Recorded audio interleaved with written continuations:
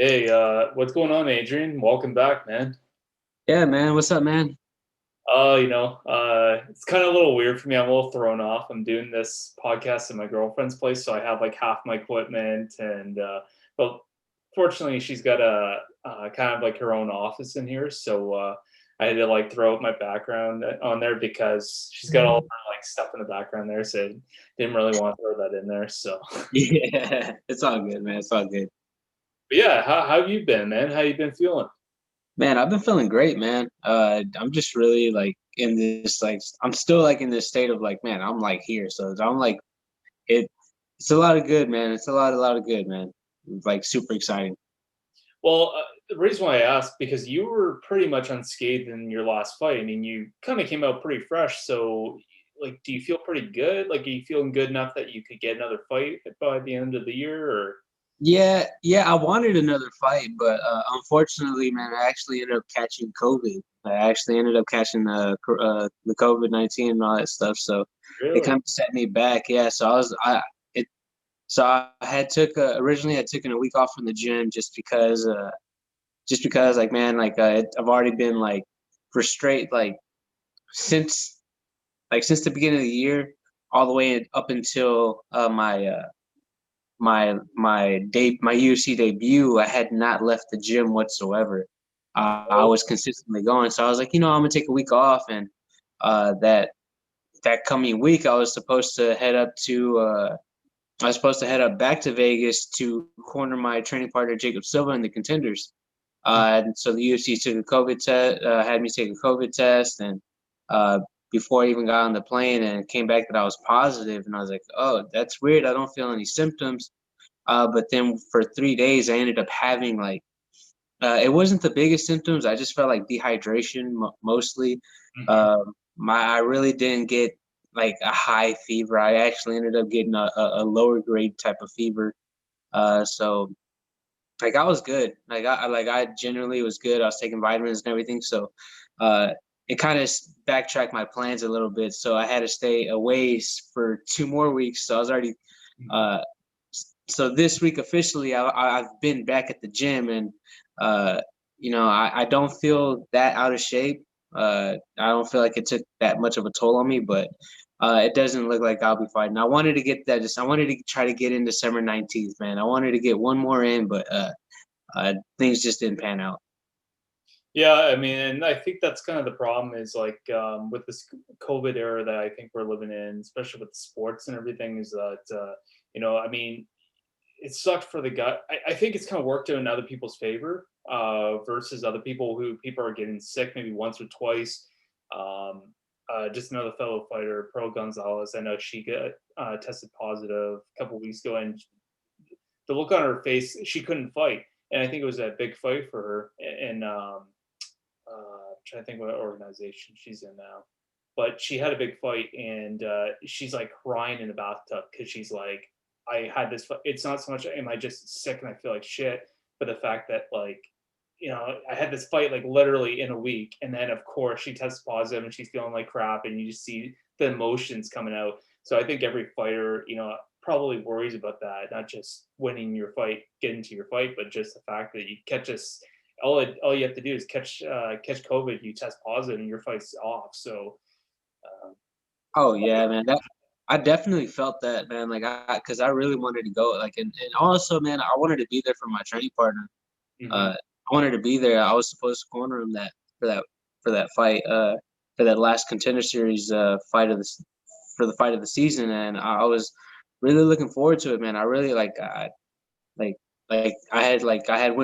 went through with him through training camp and everything, where we drilled a lot. We spent a lot of time together. So and we've been training partners for years and years and years already. So like it broke my heart. So I was like not to be able to be in his corner. So I really wanted to be there. So I definitely felt the emotions too, man. So I was like, man, fuck. So I had the big I honestly, man, I was really heartbroken by it, but everything happened kind of for a reason, so it just panned out the way it did. Yeah, and I guess like now it's like kind of like you owe him for the next one, I guess. Yeah, yeah. So he's gonna be cornering me in my next fight for sure. I got the plan, man. I got the plan for him, man. He's gonna be cornering me. I'm gonna have him in Dana White's face the whole entire time. He goes with me now, so they love him. So I'm hoping to bring him around more often and cornering me for my fights and everything. So whenever it comes time, someone drops out and it's my fight week, he'd be like, hey, uh, he's already here. We might as well just sign him. Yeah, there you go. There you go. Yeah, but let's talk about your last fight with Victor Rodriguez. I mean, humongous head kick knockout. I mean, I thought the thing that pissed me off the most was the camera angle. So I think you threw a couple of those combos, and then when you went for the kick, you could see that you kicked him in the head, but then they switched angles right at the last moment when it was like a timber kind of knockout, which really pissed me off. I was like, how do you cut at the best part of the whole fight? Yeah. Yeah, so I mean, with that fight, did you have any struggle having to fight an opponent that had to replace another guy that you've been training for, or like how did that work out? Man, it really didn't bother me at all, man. I'm so used to the opponent switches so much, like especially with on the regional circuit. Like on the regional circuit, man, like you'll get a fighter drop out the week of, and then you have another fighter like the day of weigh-in. So there's like it's always happened that way. It's always happened to me, especially if you look at my tapology, man, you'll see the amount of counts of the fights that I have, Yeah, but it's not due to my own doing. It's if you look at the fights, you can either see that it's either that they pulled out, like they've pulled out of fights, and even if there's a fight pulled, I fight like a, a month within the month span, so it wasn't an injury. It's like because I couldn't find an opponent. yeah, So I'm so used to the switching, so it didn't really bother me as much. Like the only discrepancy that I had was the height because I was training with nothing but taller people for that fight.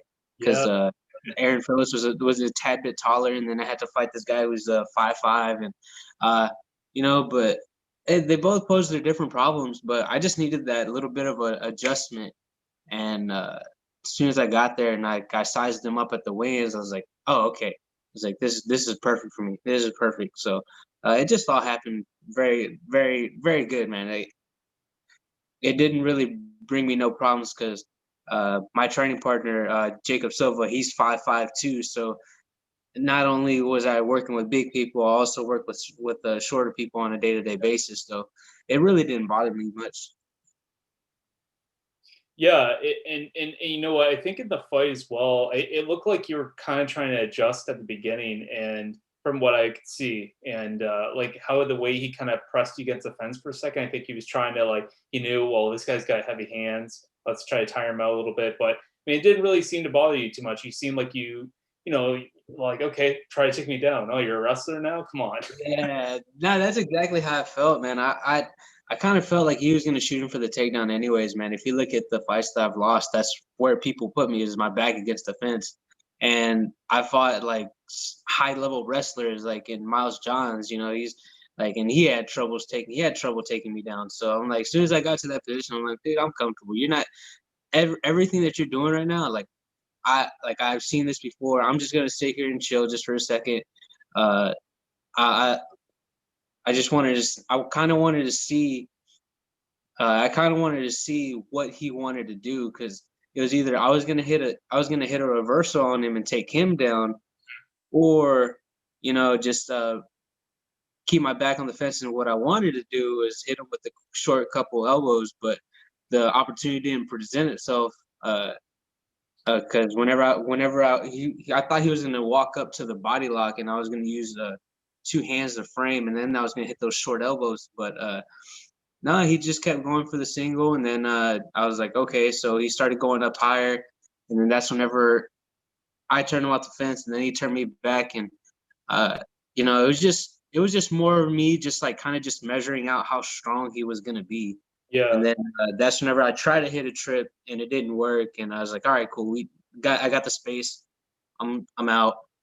And then he tried to do one more shot, but by that time I was just like, I already know, I got my distance. I'm really not I wasn't really troubled by him. And then that's whenever he started coming in a little bit recklessly, and I was like, oh, well, it's gonna happen. You know, you're getting knocked out.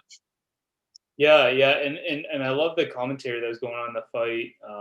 You know, they talk about like how good of your hands looked, and I think like not just fans' perspective, but I think just analyzing a lot of these fighters coming in with a bantamweight division already kind of starting to really have that emergence. I think in the last couple of years, I mean, you getting thrown in the mix, I think like you're gonna be a problem with.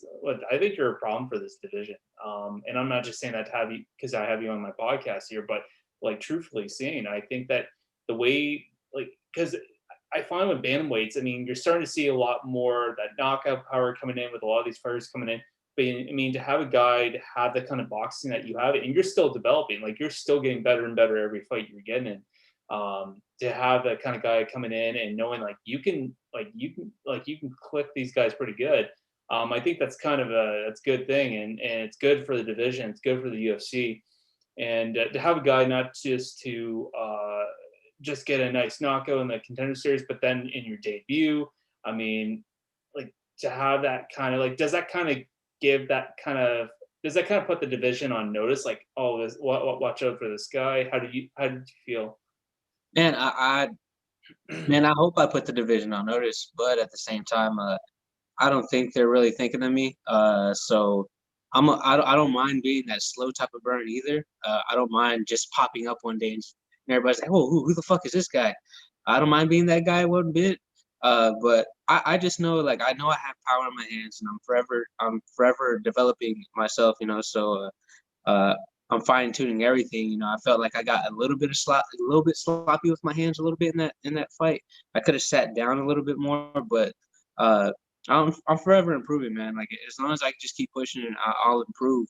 But man, I there's a couple people that I know that I'm a really good fighter in the bantamweight division. I just don't know to what extent, but I know within my next fight, and I have like a for sure like I have a set opponent, and like I had him for like the whole training camp, and then we make it to the fight. Whenever I put that guy to sleep, I think that's whenever the bantamweight division is gonna look at me and be like, oh, this guy is definitely a problem. Even though my last two people could have seen that, people could see that.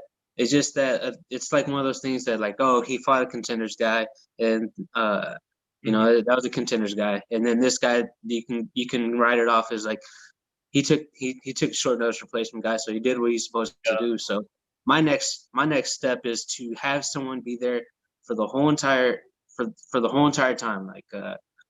Like I get the match set, and then we walk into the cage, same person.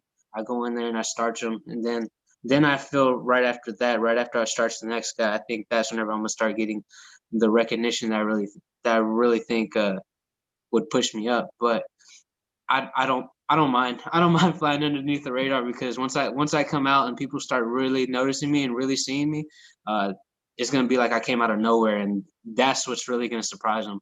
But also, if I can go out there in my next fight and I knock this guy out, and then everybody's like, oh, like we got a really Mhm. we really gotta hunker down because this guy's a problem, and you know I don't mind either one because either way I'm still gonna be a problem. Yeah, yeah, absolutely, absolutely. And when you had that first round spectacular knockout, probably one of the best knockouts of the entire night. I mean, Miles Johns, like that was pretty sick too. But besides that, I mean, you getting that kind of performance that you did you have no doubt in your mind you were getting that 50 G's? Man, I started like I walked over to Dana and because Miles Johns had fought like about a fight or two before me, so Yeah, I was in the back and I watched that knockout and I was like, well, he took my 50 G's. So I was back there. He's like, he started the night off early. And usually when the nights start off like that, they usually finish like that. Usually get the main card like with nothing but finishes, but uh man, props to him. He hit that uppercut on whenever the guy was trying to dodge duck his head and dodge out. He threw that uppercut perfectly timed and knocked him out. And then with me, whenever I saw my kick, like you know, I knocked him out like I knew I didn't have to follow up. I just automatically just walked over to Dana and was just like, dude, 50 G's, man. And I was like, is that 50 G's worthy? And he was like, he shook his head and he was like, yep. And I was like, all right, cool. Don't need to worry about it. But there was an extra sense of like, man, as soon as I got done with the fight, we started watching the fights, and I was just like, man, I don't think that's worth 50 G's. I don't think that's worth 50 G's. And luckily, and very, very luckily, there was no fight of the night. So 3 other people got to get performance bonuses. So yeah, it was really cool, man. But after looking at that, I was like, yeah, I think this is I think I got it in the bag.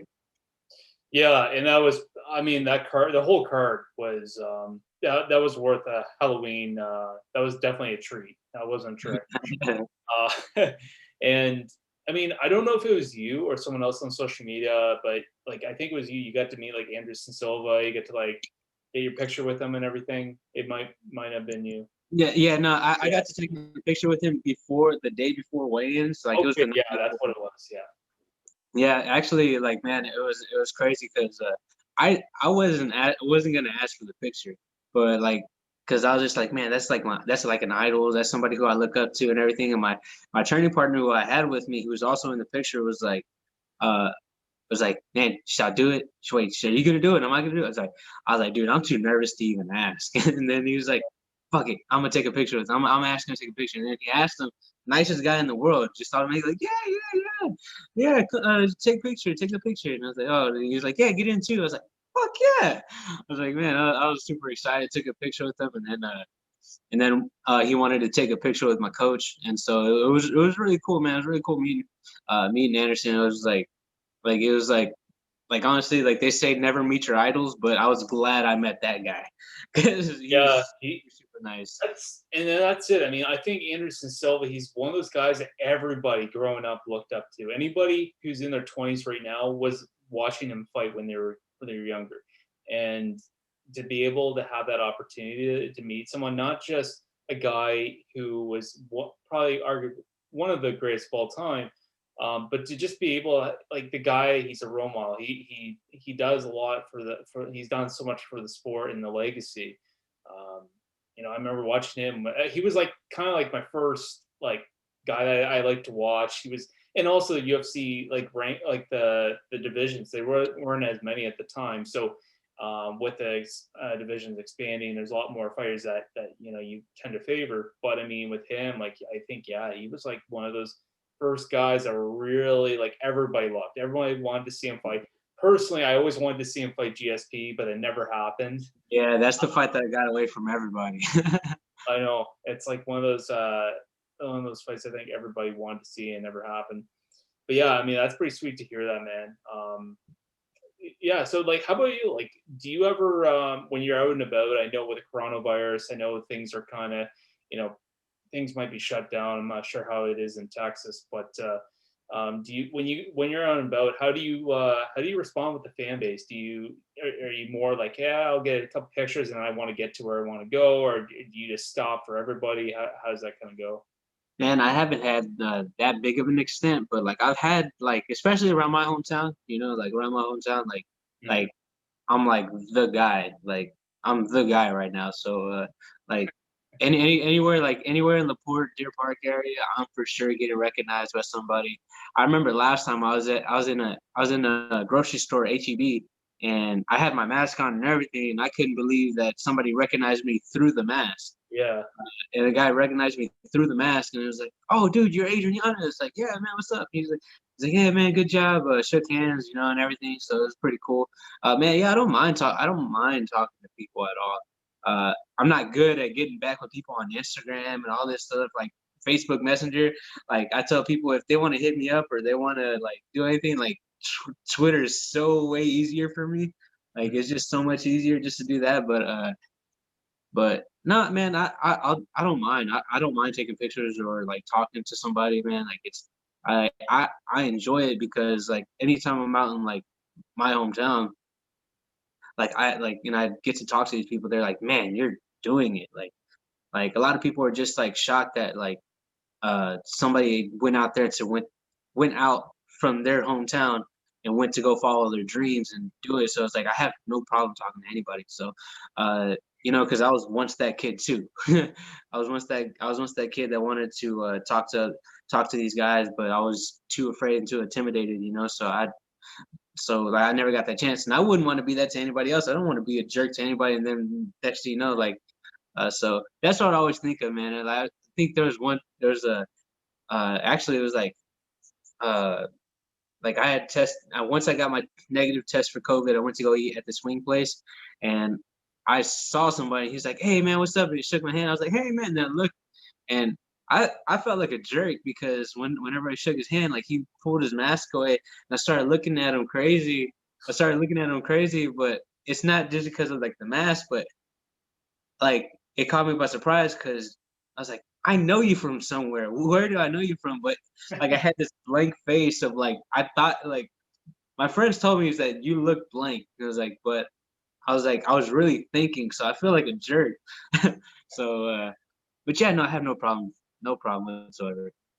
Well, it's good, man. I mean, yeah, and you gotta stay humble as a fighter. At the end of the day, I think it's one of those underlining kind of parts of your job. I would think like it's not a mandatory thing, but it's kind of like it's kind of a bit of a rule about being someone in sports. Like you got to be able to interact with the fans. I'll never forget on one of the Ultimate Fighter, like Dana White's like getting pissed off. He's throwing a fit, and he's like said something like to the fighters. He's like, "Do you want to be a fucking fighter?" And he's like, it's not all about like you have to learn to have a sense of like you have to control your temper. You can't just destroy a home. And what are you gonna do when people want your autograph? People want you can't just freak out. You can't so it's good to hear that the way you respond like that. I know not every fighter is like that. I mean, also I get it. Like some fighters that are like really like whether they're champs that have been in the sport for a long time, I get it. They got a lot of media obligations or they're really busy. I get it, but it's like, come on, it's not too much to ask, for a picture or autograph, whatever. But just kind of moving on here. In the bantamweight division, Jan, or that's the last name. Jesus. Oh, Sterling and Yan. Yeah, Sterling and Jan. I mean, they were supposed to have that fight in December. Now they're gonna have Figueredo and Moreno get pretty much take the main event.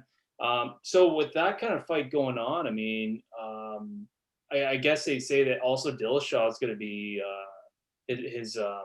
I think like his thing with USADA is coming up now. Oh So, yeah, his suspension is about to be up. yeah, So yeah, and there was an article, and they were kind of talking about should they give that fight to him, like give him the champ again. And a lot of people I've seen kind of fighting over social media about it, like everyone wants to be right about it. Like what are your thoughts? I mean, with him, with that, the shit that went on with USADA, him getting caught and getting the 2 years for the usage of I think EPO. So I mean, yeah, do you think he should get that immediate rematch, or should he at least fight another guy to kind of show, hey, I can fight without taking shit?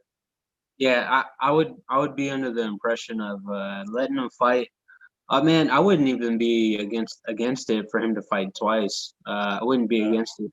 He for sure needs to get one in. But if like it would be a shame if he goes back into that title contention as soon as he comes back and he fights for the title, he wins the title, and the next you know he's popped again. So what would happen then? Like he would pop right after winning the belt. So what would that do with the belt? Well, like that would cause like an array of problems. Like now you're holding up a division Yeah. who had a champion, and you had all these clean fighters who were going in. I really do believe that Aljamain Sterling is the right guy. He's the number one I do. contender. And you think that Peter Yan is the right guy that holds the belt. So I would really hope that they both get to fight because that's a fight that I personally would want to see. Hmm. And then give Dillashaw like another one of those guys, man. There's a lot of 35ers that are out there right now. You got like you can give them you can either give them the winner of Rob Font and Marlon Moraes and see what goes on there, You got a lot of guys in the top 15 that it would be a good fight. If you don't necessarily want him to come back to a hard fight, you got people 10 through 15 or 15 through 25 to give him, just to give him a warm up. And then like if you're like you give him that fight, then give him a top 10 for his next fight, and then give him the title shot. Hmm. But I it would be a lot of drama definitely if he were to come back, win the title, and then come back with something in his system. So, uh, you know, I don't know, man. As much as I would like to see him fight like Peter Yan or Aljamain Sterling, I don't feel like he deserves the chance No, to no.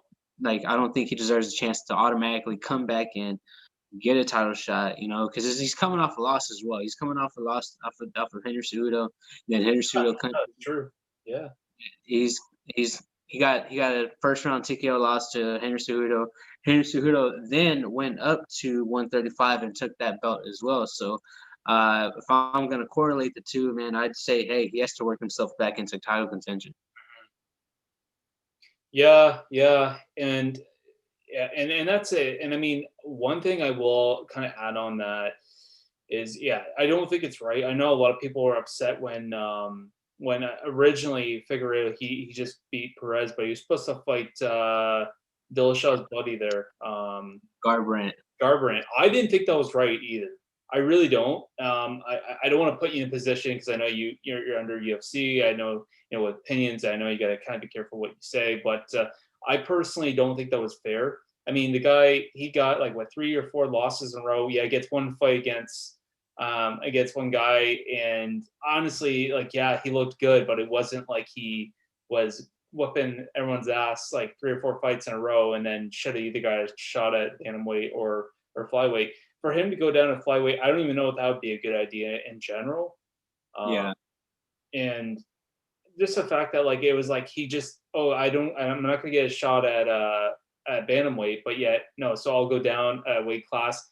For everybody else, it's almost like, well, okay, hey everyone, you guys are gonna just stay right here, even though you guys have like 3 or 4 fights under your belt, and but I'm gonna skip everybody. I'm just gonna get a title shot. Like that doesn't seem right to me.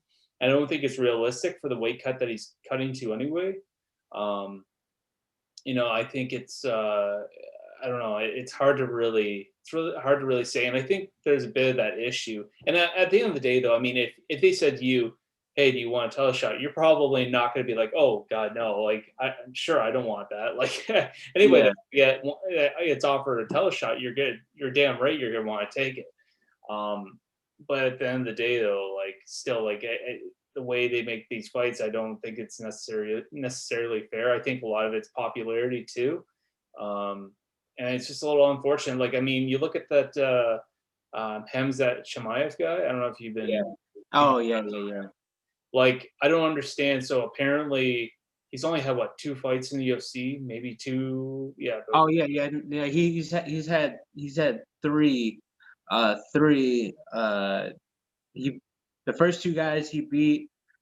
I think he only like absorbed like about like 5 strikes in both those fights, and yeah, then comes back against Gerald Mearshart that's and knocked him out. Yeah, yeah. Now I've been following that guy. Like that was one of the guys that in the back they were like in the back before we fought before like right after the weigh-ins, and Dana gives a speech. He was like that guy. He went from nobody to somebody in this short amount of time, and like he's like you can do that too. It was like it was the whole like motivational speech. So I was like, yeah. so yeah, I've been keeping up with that guy, but like I understand they're giving him Leon Edwards and everything, and they're trying to bank really big on this guy. It's good for him if he gets it done. Really good for him.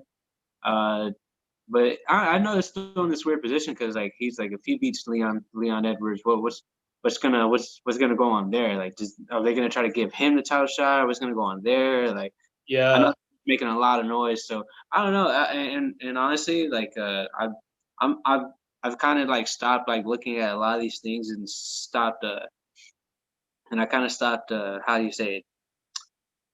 Because if I was in that position, I'm taking it. Like, oh yeah, no, you tell me I get to fight number like a top three guy, and then like if I beat him, the implications are, hey, you get to fight for the title. It's like, well, of course I would want to do that too. Yeah. I wouldn't mind that at all. Like, just like if I was in Garber's position, the UFC came up to me and told me like, "Hey, like, do you want a title shot at 25?" Yeah, if I can make the cut, I'm definitely gonna try it. Yeah. Uh, in Garbrandt's position, I think what they were trying to do at Garbrandt is I think they were trying to I think they were really just trying to spice up the division, spice it up, and as in we have this guy, Cody Garbrandt, who's a stud at 135, drops down to 25, Mhm. and like he beats the 25 champ, and then from there he reigns at 25, then he can move up to 35 and try to take that belt. But Yeah. and I and generally I Cody Garbrandt, I actually like I walk around heavier than that guy from what I see. But that like I think he walks around like at 42 or something like that. So he doesn't have the biggest weight cut. Yeah, he doesn't walk. He does not have a big weight cut to 35. But he can make 25. Like he's made 25 before. Or he can make 25. I don't know if he's ever made it before, but I know for that, I think that what they were trying to do is they were trying to spice it up, even though it's super unfair to the guys who've been there. Like Alex Perez deserved that shot. Brandon Moreno really deserves that shot too against Figueredo. Even if Brandon Roval had beat Moreno, it's like he beat a top guy, and he would have Yeah. deserved that shot against Figueredo. So Yeah. like like there's definitely like a lot of these guys got slighted uh, with that. Uh, but man, it's one of those things that like if even if the UFC were to ask me like, hey, do you want a title shot at 25 if you can make it? And I'm like, I'm definitely gonna say yes. Like, okay, cool. Like, yeah, I'll take the title shot too. But Yeah. Yeah. uh, but until then, I'm just more like I just look at it and I'm just like, okay, I see what they're doing. If that guy can go out there and make his money, go ahead and go out there and make your money, man. 100%. Yeah. And I guess, did you get a chance to watch the fights on Saturday? I got to watch only a couple of them. I got to see. I was definitely watching Brandon Royval versus Moreno because I I personally like watching Brandon Royval the Raw Dog fight. I like seeing him fight, man. He's a scrapper. Even back in his Yeah. LFA days, man, he was out there. He was out there just trying to like just take people's heads off and like do it however he could. So I've generally been a fan. So yeah, like I definitely was watching that one for sure. It sucks what happened with him, but the Figgy fight, I didn't get to see much. I turned away and I was like talking to people for a second, and it was over. Yeah. I really didn't. I was in and out of the Shevchenko fight. I was watching, then I wasn't watching. I was talking to my buddies and everything. I go back to it, and like just started going back to talking. Uh, I should have paid more attention, but at the same time, it just wasn't catching my eye. Yeah. There's people criticizing her. Like when during the fight, she was like minus I think 800 in the Vegas odds, and then she went down to like minus 300 up to the second round, and people are freaking out. I'm like, it's pretty normal for a champion to lose a round. And quite frankly, not to be biased because I'm a Shevchenko fan, she really didn't like. It was kind of a lucky takedown, if that makes any sense. Like it was a lucky little trip, and I think there was more mistake than anything. But once the fight went on, you could clearly see Shevchenko is on a totally different level. That's why she's a champ. Oh yeah, And then with the main fight, Figgy and Perez, I was really worried for Figgy. I mean, Perez, I wasn't counting that guy out, but I mean, Figueredo, man, like I've never like he kind of reminds me of Mighty Mouse a little bit. Kind of reminds me of like that. Not so much like he has more power, but just the quickness of how he can just transition into a like I mean how he got that guillotine like that was just incredible. I was like, whoa, what the fuck? I'm like, Jesus yeah. Christ. I I mean, had a look. that guy didn't even get touched.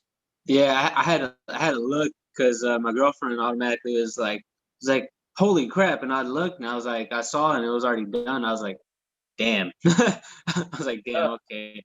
So it caught me off guard. I didn't get to see. I really didn't get to see the fight, the main event. I really didn't get to see any of it. I saw a little bit of the Shevchenko fight. Not a lot, but yeah, I should have caught more.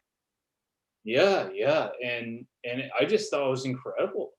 I just and then the way, I mean, then he's like, "Fuck it, yeah, I'll fight next month, no problem." Yeah, I mean, and I think he should if you're not hurt. And the only thing I would want to make sure is that he has enough time to let his body recover from the weight cut. I know what happened with Tony Ferguson. I think he should never have fought that long after he made that weight cut. Especially he made weight, and it was like an ego thing. I don't, Besides that, um, the only thing that kind of concerns me, as long as he has enough time to let his body recover and then do his weight cut again.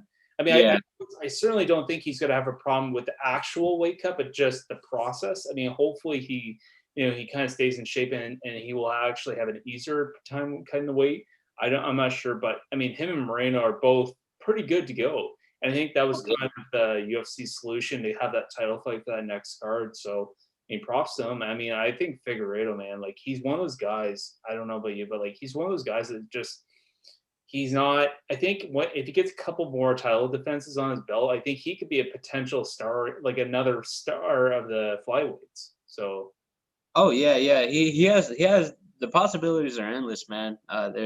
They're always endless, especially for a guy like him. Like he's like I don't know if you saw him during fight week, but that dude is kind of a little bit swagged out and everything. He was dressed into the nines and everything. Uh, so he has it. He has it. I know for sure in Brazil he's really big. Man, I think like I know he's from what I heard he's not flying all the way back to Brazil. no, And no, he he's does. staying in Vegas. Yeah, if he's staying in Vegas, man, I'll tell you right now, man. I walked into that facility at the UCPI, high tech, man. They have the science, they have the strength and conditioning, they have the places for you to train.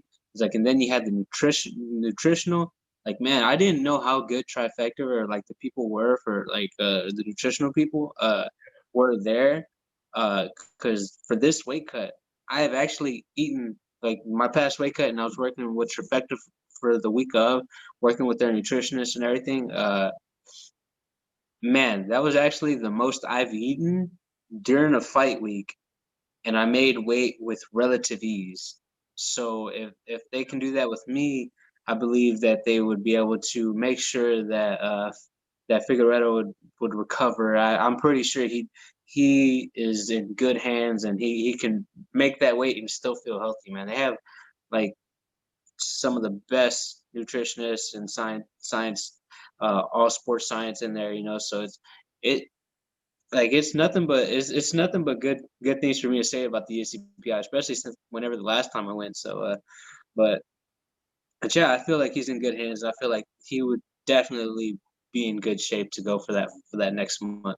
I'm actually pretty excited to see that fight because I was looking at Brandon Moreno whenever he was going through these transitions on the ground. I was like, man, he's hitting passes. He's like this guy is on Royval, man. Like Royval's no slouch on the ground, and Yeah. for him to be able to take Royval's back like that, I was like, all right, this guy is kind of a problem. He's gonna be a problem. I don't know if it's up to Figgy's level because uh, I know Figgy comes from a strong like jujitsu gym Yeah. uh, down in Brazil, and like all of their black belts are respected. Uh, so uh, so man, I it's gonna be a good fight. I really want to see that fight. Like I'm interested in that fight. Yeah, me too. And I think as much as the flyweights have gotten so much shit for the division, like you don't like if I think it's just casuals. They don't watch enough, and they don't see what these guys are capable of. I know the guys are smaller, but it's like as far as I'm concerned, they're a lot faster and they could fight 5 rounds, not like heavyweights. You go 2 rounds, it's like it's sloppy Yeah, the rest of the fight. Um, besides guys like Stipe Miocic and a couple of other guys. But yeah, I mean, going back to the flyweights, I'm really excited watching the guy fight. I'm not a huge fan. I'm just not. But I enjoy watching him fight. I think the way he's still evolving. That's what I like about some of these guys and some of these women, that they continue to evolve. And it's like you think you've seen it all. You think, oh, you got a knockout, great, and then you watch him pull off the submission like that. It's like shit. I think the only thing is that only thing he hasn't gotten recognition for is the fact that he still speaks Portuguese, and he's not out there trying to do the fancy stuff. He's got the thing with his hair, which is cool, but he doesn't really have anything that he's really done, and then maybe he doesn't need to. We get some champions and they do things that kind of separate him from the herd, but I think for him, I don't think he'll need to. I think just the way he keeps doing what he does, and I think he's gonna make himself a huge star in the future. Oh yeah, definitely. This is another reason why I wasn't opposed to that Cody Garbrandt fight, because if you'd have knocked out Garbrandt Oh, or submitted Garbrandt, like that would have shot. It's almost like in wrestling, whenever you're trying to get someone over, like yeah, they'll let the other guy win. Like when Hulk Hogan fought The Rock, yeah, or like they wrestled and The Rock beat Hulk Hogan. yeah. It skyrocketed the Rock, like it skyrocketed him. So it would have been like the same ordeal here, especially if Figgy won. Like man, dude, that like beating somebody like Cody Garbrandt is like it's a real big notch in your belt, man. That ruby's gonna fit really nice whenever they put it on that belt, man. So that's why I wasn't opposed to it, because especially it could have made Figgy just a bigger star, just like even in the United States, because Cody's already a big star here. So Yeah. it would have rubbed off. It would have rubbed off on him and put some more eyes on the flyweight division, especially somebody like Figgy who has power in his hands and he's super slick on the ground. Oh, absolutely. So I'm hoping that they do throw that fight. I know he said like I don't think it's entirely fair to the other guys, but uh, Yeah. just in terms of looking at the as fights to make, I think that'd be really good for Figueredo. I think for him, yeah, that his stock would go right up, and he would start to get more of that recognition in the states as well. He'd be more known, and I think that's gonna be good for him. Just kind of moving forward quickly. So I read something about now you're like a full time fighter. Are you still continuing to train full time?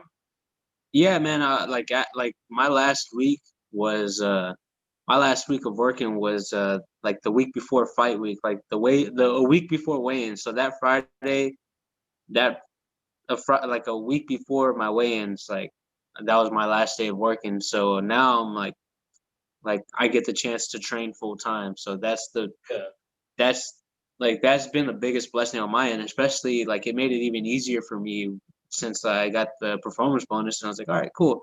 Now I can really like double down. Uh, I can really double down on my training and actually like focus like strictly on fighting, and like not have to worry about uh having to work like getting less sleep, like not getting enough rest, staying up, trying to get and find ways to stay out the sun and make sure I'm hydrated, because those summers were hot, man. Like the fight camp for Brady, man, was a tough one, man, because I was out in the hot sun. I was out in the hot sun. I had to like I would be dehydrated, had to rehydrate myself, just working in the sun. It's not like I was working inside of a Walgreens or like an office job or anything. Like, nah, man, I was walking the streets of Deer Park on the daily, yeah.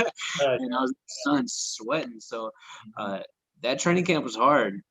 There was a couple times where I've had to make the early morning sessions, so I'd had to wake up like at 4:30, go train in the morning, and then come back and work, and then go shoot back off to the gym after, because like I had to get in the extra work. And now that I did, uh, and it paid off through that Brady Wong fight. And then after that, through my debut, even though like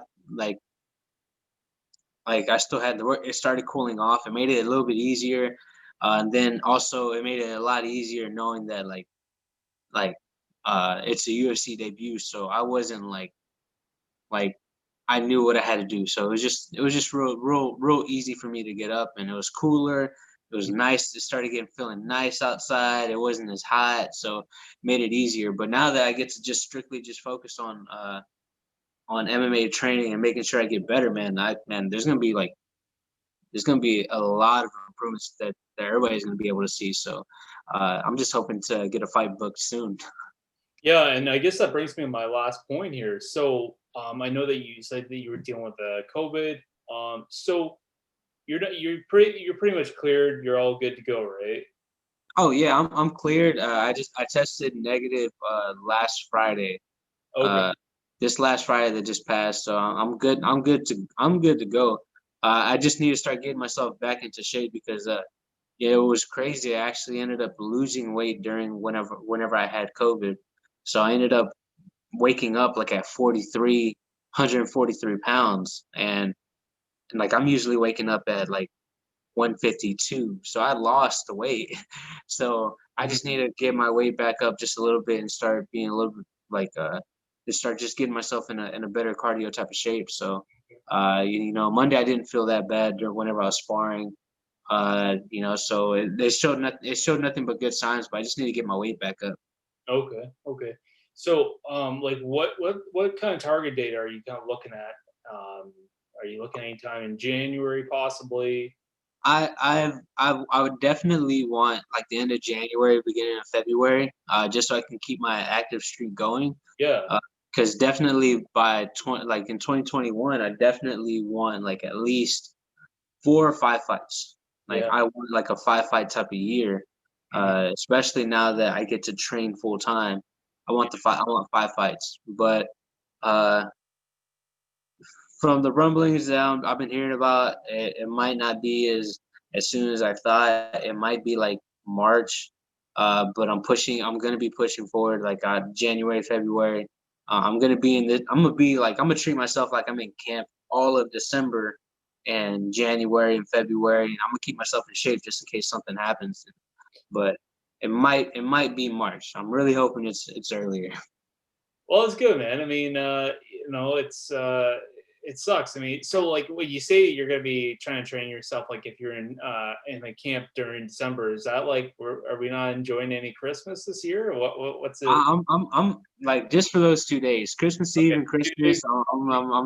I'm gonna have a little bit of fun, eat some Okay, food, might have a drink or two, but nah, man, I'm treating myself like I'm in a camp. Like anytime, like I'm at the gym, I'm treating myself like there. I'm in camp, and like I'm like even like whenever I had COVID, like I wasn't eating bad, like not necessarily. Towards the end of the week, I was like, man, screw this. I'm not going back to the gym anytime soon. Let me eat this. Let me DoorDash this place. But like the first 3 to 4 days, I was eating really healthy. So I taking all my vitamins and everything. But yeah, no, like I'm generally a healthy person, so I'm not gonna be eating like trash. I'm not gonna try to gain unnecessary weight Right. eating trash food. So I'm gonna treat myself like I'm in camp. I'm treating Sure. myself like I'm in camp. So I know you kind of talk about, I'm here now. Everyone can kind of get it. They want to come fight. They can come get it too. So, do you have anybody kind of in mind that you want to fight? Do you have like some guys on the radar that you've been looking at, or Oh man, as of right now, I just been like I'm kind of hoping I get that Aaron Phillips fight back, just sometime in the near future. yeah, I would hope I get that fight back. Um, and then also there's a lot of good guys that are around. I know people have been there's some people have been tagging me in that Randy Costa guy tagging me in his stuff for saying like we need to make this fight happen. They've been tagging me in that uh like on Twitter, there was a lot of mentions of I think his name is like Kyler Phillips or something like that or yeah, something. yeah, yeah. That guy, like anytime someone wants me to fight somebody, they just tag me up on Twitter or something like that. Let's make this fight happen. That's Uh, a hey, lot. they're not the matchmakers here. Come on. Yeah, I'm like, hey man, like yeah, y'all gotta talk to Sean. Y'all can't ask me. Like there was this one guy who was saying, who was telling me he was like, I need to talk to Sean Shelby for this guy who's on the regional circuit, saying that like like you pushed for him to get in the UFC. It's like I don't even know that guy. Like, I don't even know that guy. He had like I looked him up. He had a good record. Like he was like 18-5 on the regional scene. Never got a shot. So I'm like, oh, that's one of those weird ones. But I'm like, dude, that's not my place. I'm not his manager. I'm not this. I'm not that. Like, dude, like I can't talk. Like, what am I supposed to do? I'm just a fighter. They asked me who to fight. Um, but there's a couple guys that I've been looking at. There's like Gustavo Lopez. He just finished Anthony Burchek in the first round. That would be a fun fight. There's I would like to get that Aaron Phillips fight rebooked. just so I can get that one out the way. Just because like I know there's the old legacy matchmaker Colin Cantrell. He called that fight. He called that fight a year ago. Like he was like, yeah, like I think it'd be a good fight for you. Like especially if both of us were in the UFC, he wanted to make that fight outside the UFC. So I'm like, man, I like it. So let's go ahead and try to make that one in the UFC. Hmm. Yeah, man, and that's good. Like I hope to see you fight pretty soon. Hopefully, sometime early the next year. And it's been a pleasure watching you fight. I know.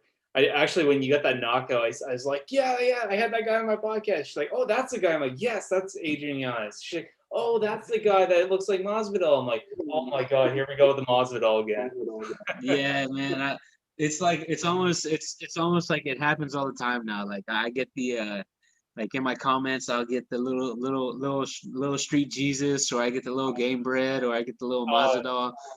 Especially it's funny to me because I'll just be going around and look. I was looking through the comments like when I get bored, I'll just look through the UFC comments on Instagram and all that stuff and see where I'm tagged at, and I look and there's like, oh, little game bread, little Mazadal, little game bread, little street Jesus, and I'm just like, hey man, like all right, cool. There's not one they're like, oh, this is Adrian Yanez, and then people are like, oh, you mean Little Street Jesus? I'm like, all right, that's cool. you're eventually bound to get some kind of nickname. So, but Yeah, that's cool. yeah, man. But yeah, Adrian, thanks for coming on the podcast again, man. It's always a pleasure having you on. I love chatting with you, and again, hopefully we'll see you fight soon, man. Oh, for sure, man, for sure. I'm really hoping to get back in there. I'm gonna stay in shape, and if somebody falls out, I'm jumping in. All right, man. Well, I'll keep my eyes peeled, man, and you take care, man. Stay healthy.